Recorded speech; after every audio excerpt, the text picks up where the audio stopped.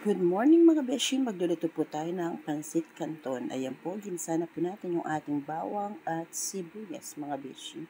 Nagmekos-mekos po tayo. Tapos po, i-ready na po natin lalagay yung ating pitso ng manok. Ayan mga beshi. Yung ating paminta, linagay na rin po natin yung... Ayan mga beshi, linagay na po natin yung ating paminta. Sinunod na po natin yung ating atay ng manok mga beshi ko. Yung pitso po ng manok natin mga beshi is nilagay po natin is 1 and 1/4 kilo po siya. Tapos naman po yung ating atay ng manok mga beshi, 3/4 lang po siya, konti lang po mga beshi ko. Mas lamang po yung pitso ng manok, wala na po kasing available ng atay ng manok mga beshi.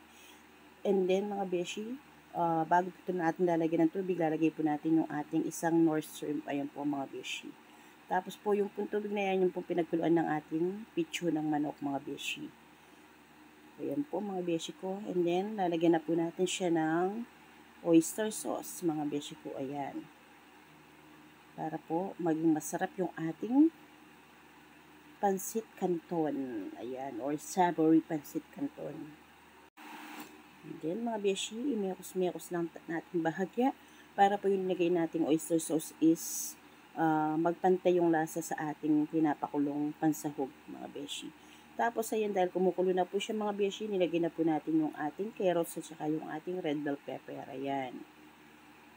Ayan mga beshi ko. Yung pansit canton po mga beshi is matakaw sa tubig.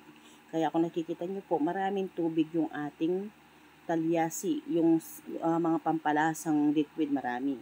And then mga beshi, nilagay na rin po natin yung ating repolyo. Ayan po. Kasi, ang gagawin po natin dyan mga beshi, kaya dinagyan na natin yung repolyo natin. Pagka kumulo na po siya, maghihiwalay po tayo. Magseseparado po tayo ng ating pantatoppings. Pero hindi po natin lahat kukunin yung sahog mga beshi. Magseseparate lang po tayong pantoppings sa ating mga pansit canton, sa mga tab at saka sa bilao mga beshi ko. Ayan. And then, ayan po, kung nakikita nyo po, medyo kumukulo na po siya mga beshi ko. Konting minuto na lang po niyan mga beshi is magseseparado na tayong pantoppings natin sa ating pansit canton. Para po magpantay-pantay kasi minsan hindi natin nakikita yung mga nakatab natin is walang sahog. Kaya mas maganda magseseparado tayo, may nakatopping siyang pansahog. And then mga beshi, ayan, binuhos ko na po yung ating pansit canton. Hindi ko na po siya napagkitang binubuhos dahil nagmamadali na po kami dyan. Kasi po is malapit na yung oras ng for delivery ng ating pansit canton. Bali, 6 na klaseng food bilao po yung linuto natin mga beshi. Tapos separado pa po yung mga nakatab nating pa-order. Ayan mga beshi. Kay Ma'am Aiza pa din po yan mga beshi. Order pa rin po niya yan para po sa pamilya niya mga beshi ko. And then ayan, halo-halo po. Masusing mekos-mekos lang po dyan ng gusto mga beshi para po magpantay yung pagkaluto ng ating pansit canton mga beshi ko. Ayan po. Mekos-mekos lang ika nga nila mga beshi. Ayan po mga beshi.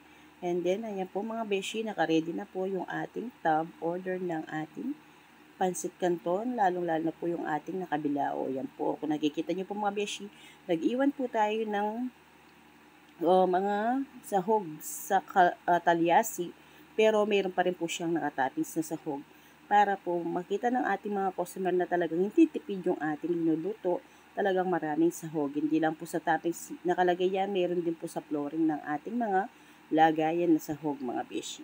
Ayan na po mga beshi ko, yung ating masarap, malasa, masahog na pansit canton savory.